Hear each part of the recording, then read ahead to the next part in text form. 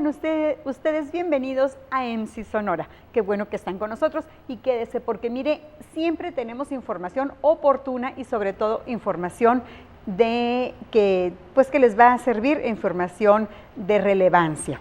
Hoy hablamos con investigadora del Colegio de Sonora, la doctora Lucero Herrera y Cairo, que está aquí con nosotros y nos va a hablar de algo tan importante, podemos decir algo muy cotidiano, pero verdad que ni usted ni yo sabemos a profundidad de esto. Enfermedades coronarias. ¿Qué son las enfermedades coronarias? Hemos leído, hemos visto, conocemos a alguien que las ha padecido, pero ¿qué tanto sabemos de ellas? Pues Lucero se encargó de hacer una investigación, pero una investigación desde la perspectiva de género. Y esto es lo que obtuvo en una larga investigación, para obtener el grado. Bienvenida antes que nada. Muchas gracias por invitarme. Para obtener un grado de maestría o doctorado. No, de doctorado en ciencias sociales, sí. ¿Cómo se le ocurre, doctora, esta investigación, pero desde la perspectiva? Porque se habla de enfermedades de cualquier tipo, pero desde el punto de vista biológico, pero de perspectiva de género. ¿Por qué? Bueno, ¿cómo se me ocurrió? Porque en un diplomado que estaba llevando a distancia con la Facultad Latinoamericana de Ciencias Sociales, encontré información que hablaba de sesgos de género en la atención de la enfermedad coronaria en el caso de las mujeres. Y esta información decía que desde 1990 en los Estados Unidos se había demostrado que cuando hombres y mujeres llegaban con la misma enfermedad, llámese infarto agudo al miocardio, angina de pecho, tenían más posibilidades de fallecer que los hombres y los esfuerzos diagnósticos y terapéuticos con ellas eran menores que los de los hombres. A esto una investigadora, Healy, lo llamó síndrome de Jenner. Entonces ella decía, es que las mujeres tienen que demostrar que están padeciendo esta enfermedad, que está más visualizada como una enfermedad de hombres, para que entonces empiecen a ser tratadas. O sea, aparte de padecerla, hay que demostrar que se padece. Pues eso es lo que Healy dijo. Y posteriormente, investigaciones en otros lugares, en Europa, en América, sobre todo en Buenos Aires, demostraron que efectivamente esto estaba sucediendo, que el pronóstico para las mujeres era mucho más sombrío que para los hombres. Las explicaciones biológicas están ahí, que se afecta más a mujeres a una edad más grande que a los hombres, que la luz o el diámetro interno de las arterias que llevan la sangre al músculo cardíaco son más angostas, que si los catéteres son más difíciles, necesitan ser más chicos también, ¿no? Y que afecta después de la menopausia, una serie de explicaciones biológicas que se quedan cortas para explicar otros aspectos de la enfermedad y que tienen que ver precisamente con las desigualdades de género.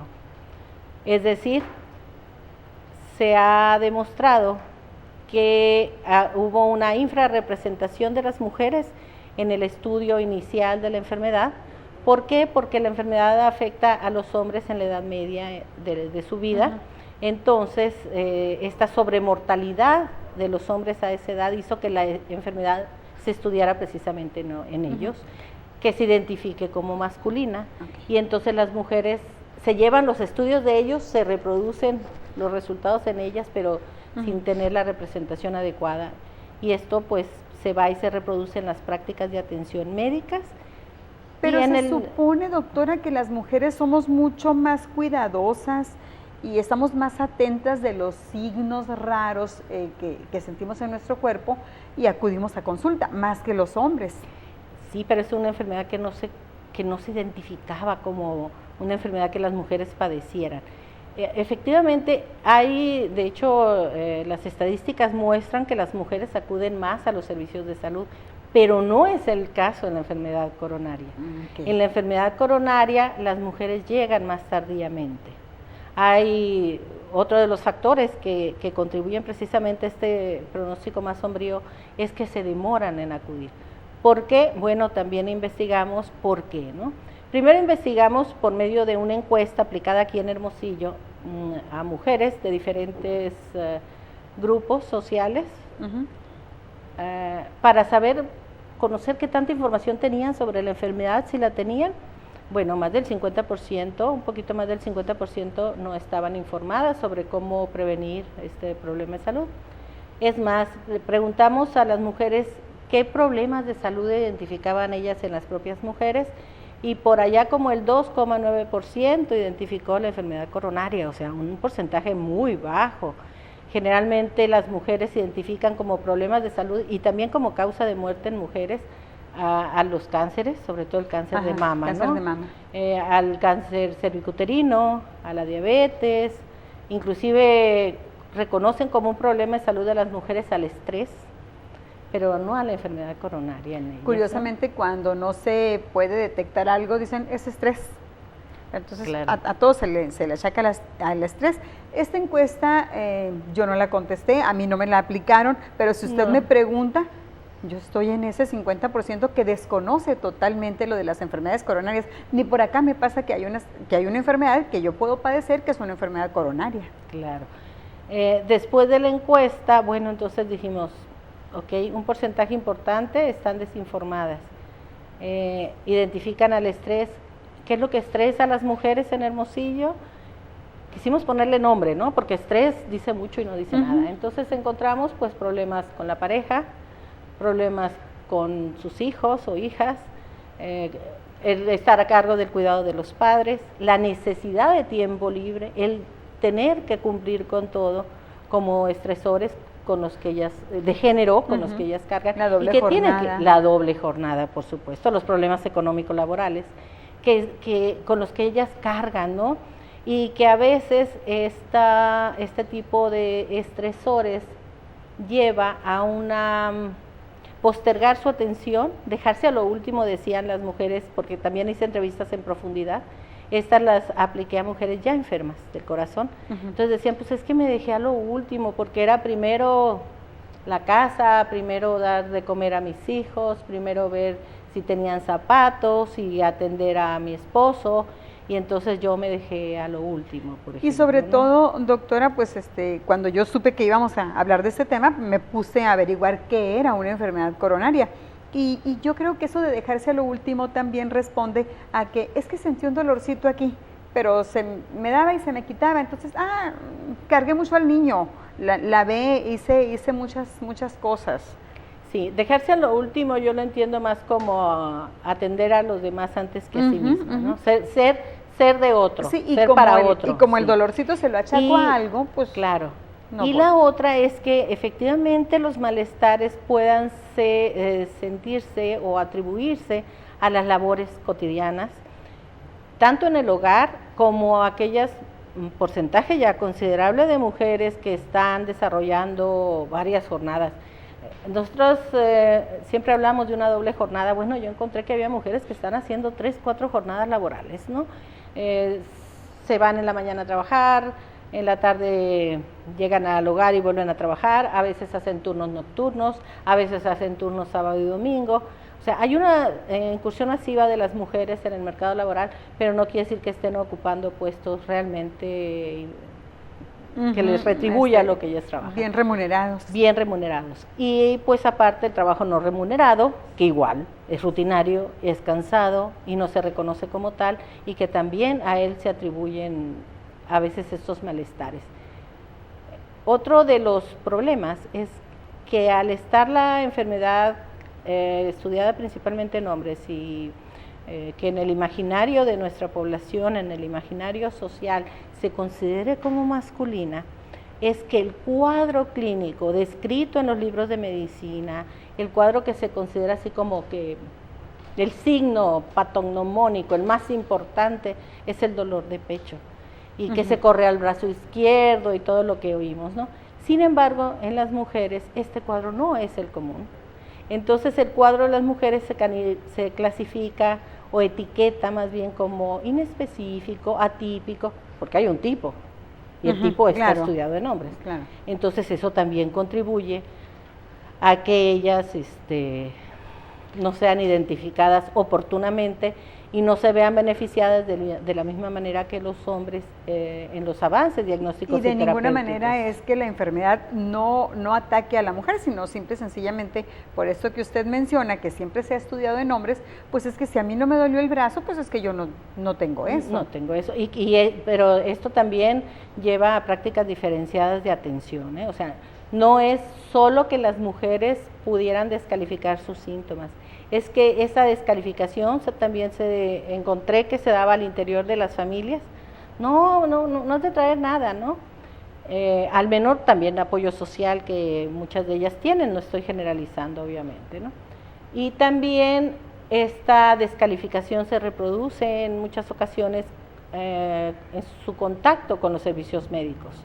Entonces, no en pocas ocasiones las mujeres que entrevisté habían tenido que dar 2, 3, 4 vueltas para que se pensara que estaban afectadas por este tipo de problemas. Se diagnostica otra cosa. Sí, o se les clasifica como histéricas o cuadros fingidos, ¿no? Para atraer la atención, como decían. Entrevisté también personal médico de medicina general y de cardiología, y bueno, algunos personas que entrevisté me platicaban también sobre esta situación, ¿no? Doctora, mire, vamos a irnos a la pausa ya, pero ahorita que regresemos, para que nos cuente, ¿esto se ve más en algunas partes del estado que en otras? ¿Tiene algo que ver el modus vivendi de la persona, si vive en el área urbana o en el área rural, o simplemente se da y ya en las condiciones que sean? Platicamos de esto, a ver qué encontró en su investigación. Usted quédese con nosotros porque realmente es de interés lo que estamos platicando. Ya estamos nuevamente en el programa de la educación media superior y superior, EMSIS en Sonora, platicando con la doctora Lucero Juárez Herrera y Cairo. Lucero Juárez Herrera y Cairo. Ella, como platicábamos, hizo una investigación sobre enfermedades coronarias, pero desde la perspectiva de género. Entonces nos quedamos, antes de irnos al corte, doctora, en que esta investigación que usted realiza, la hace en el área urbana, en el área rural, y tiene que ver dónde viva la mujer para presentar este tipo de problemas, ¿o no? Mira, yo la investigación la hice en este momento solo en el área urbana. Sin embargo, lo que sí hice la encuesta en una muestra representativa de mujeres mayores de 18 años de edad de la ciudad, pero diversifiqué mi muestra intencionalmente. ¿Para qué? Primero, para dar cabida a las jóvenes universitarias, porque considero que a veces son una población en la sombra para los servicios de salud, acuden poco, se ven poco, y cuando acuden es por razones reproductivas, no por enfermedades del corazón. Sí, porque entonces, además se piensa que eres joven y que te puede pasar. Así es, entonces las incluí mujeres con posgrados de mi alma mater de ahora, del Colegio de Sonora, porque eran mujeres con mayores niveles educativos. También encuesté mujeres de la seguridad social, derechohabientes de ISTESON. ¿Por qué? Porque tienen acceso al trabajo formal, ya sea propio de su pareja, y bueno, también tenían mayores niveles educativos en comparación a las mujeres que acuden, usuarias de la Secretaría de Salud, que vivían en zonas populares de la ciudad, la mayoría eran amas de casa y con menores niveles educativos.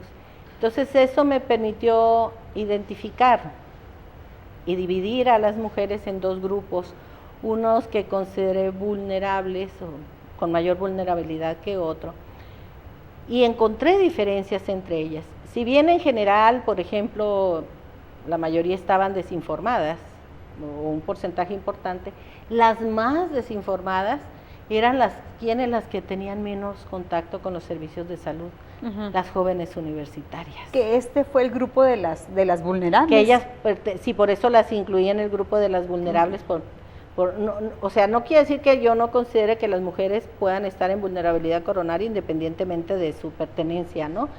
Pero sí, en este caso, encontré que ellas 75% de ellas no tenían nada de información sobre la enfermedad, y el 25% que tenía información lo habían obtenido de las escuelas precisamente, o de los medios masivos de comunicación con los sesgos que esto pudiera tener. Luego encontré que también había diferencias en cuanto a aquellas que tenían información, por qué no habían llevado a cabo las recomendaciones, ¿no? Y había una serie de motivos y de condiciones, algunos motivos que pudieran parecer más personales, pero que en realidad siempre tienen un elemento social y cultural, que no solo es individual. Y había condiciones de vida, obviamente, ¿no? Que tienen mucho que ver. Sería interesantísimo poder ampliar esta investigación al área rural y a otros estados del país, inclusive hacer comparaciones entre diversos estados, pero bueno, yo tenía esta limitante que era una investigación con fondos de CONACYT para la beca doctoral. Creo que también, por ejemplo, hacer esta investigación con hombres sería muy importante.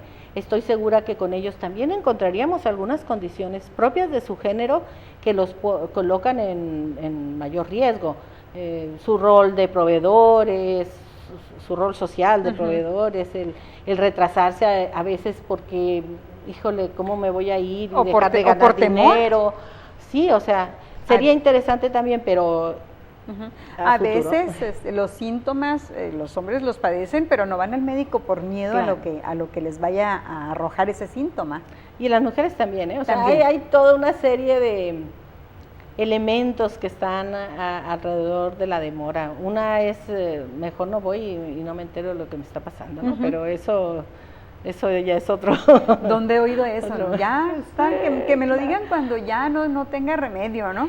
Sí, de hecho sostenemos que las enfermedades no son solo entidades biológicas, son también construcciones sociales y culturales. Entonces, por ejemplo, posicionar una enfermedad es importante, claro, porque cuando tú posicionas social, cultural, política, económicamente, hay fondos, una enfermedad, entonces los esfuerzos se dirigen hacia ellas. ¿Qué propondría yo, por ejemplo? Pues programas amplios a la sociedad.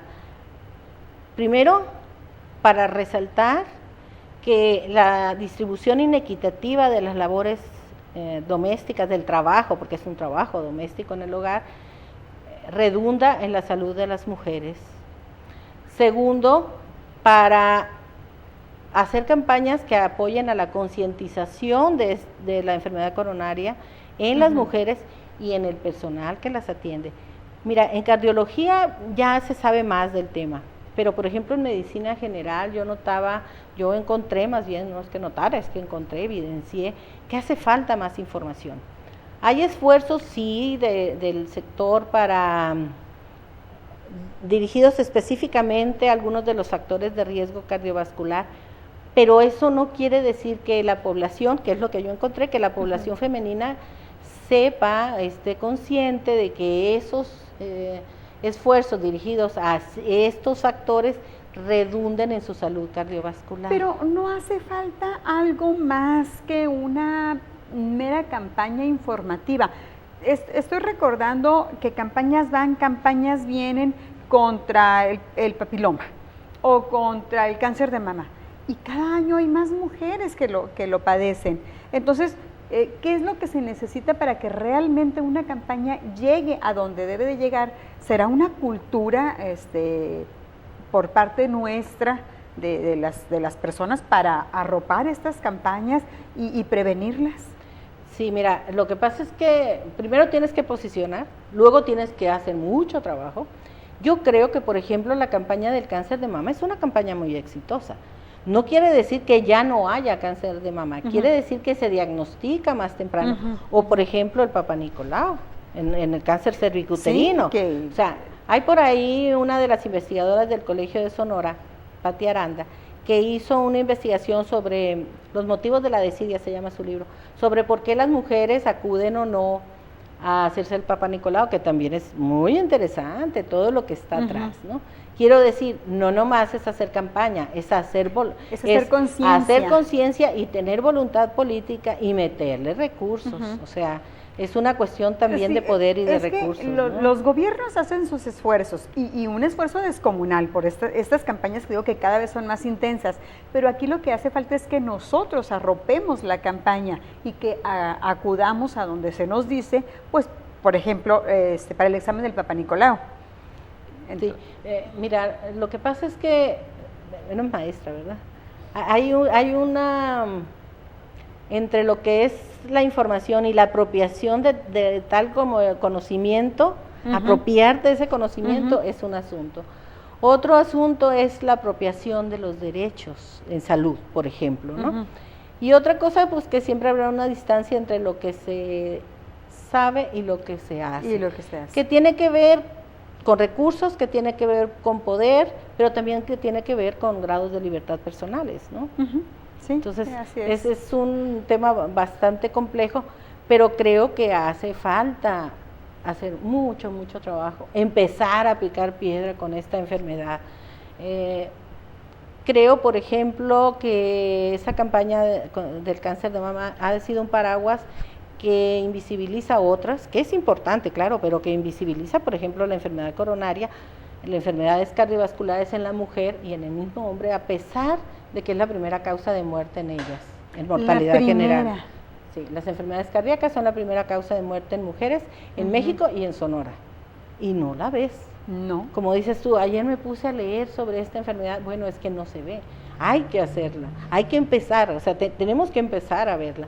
En Argentina estuvimos trabajando en un proyecto de investigación unos meses, allí nos invitaron, y tienen campañas, por ejemplo, esto del corazón de las mujeres, hay que cuidarlo, que lo vi en las estaciones del metro y lo veía en la televisión, y, o sea, es que hay que trabajar mucho, realmente, ¿no? Para posicionar la enfermedad, para que las mujeres sepan que también se pueden enfermar del corazón, para que el personal de salud, sobre todo del primer nivel, sepa que esa mujer que está llegando y que no le está diciendo que tiene un dolor de pecho, a lo mejor nomás le está diciendo que se siente fatigada, hay que estudiarla, ¿no? Sí, y sobre todo, pues acudir ante cualquier síntoma. De repente no acudimos porque, no hombre, es que soy muy exagerada. Entonces, yo creo que la campaña, pero también que nosotros, yo insisto en que la participación nuestra es muy importante. La participación activa para el es éxito. muy importante. Y la otra es que las campañas de prevención hay que empezarlas desde mucho antes. Yo les preguntaba a las mujeres, y eso yo creo que hay que rescatarlo mucho en la encuesta, si consideraban que la enfermedad del corazón era prevenible, y ellas me decían que sí, 90 y tantos %. Entonces les pregunté, bueno, ¿y desde qué edad habría que empezar? Un porcentaje importante me dijo, desde la infancia. ¿A través de qué? A través de las escuelas, de los medios masivos de comunicación y del sector salud. Entonces, ¿qué quiero decir? Que tendríamos que empezar desde mucho antes, ¿no? Sí. O sea, una cosa es concientizar para que acudas lo más tempranamente posible y tu diagnóstico sea oportuno y tengas más posibilidades de verte beneficiada de los avances, y además la otra es empezar a trabajar prácticamente desde la infancia, ¿no? Y investigaciones como la suya pues son realmente importantes, porque de allí se van a derivar algunas cosas, pues para que también el sector salud diga, bueno, es que esto también se está convirtiendo en un problema de salud en la sociedad. Doctora, pues muchísimas gracias por su presencia. Qué bueno que estuvo con nosotros, y usted recuerde que dentro de 8 días tenemos una cita, porque tenemos más cosas igual de importantes que este tema.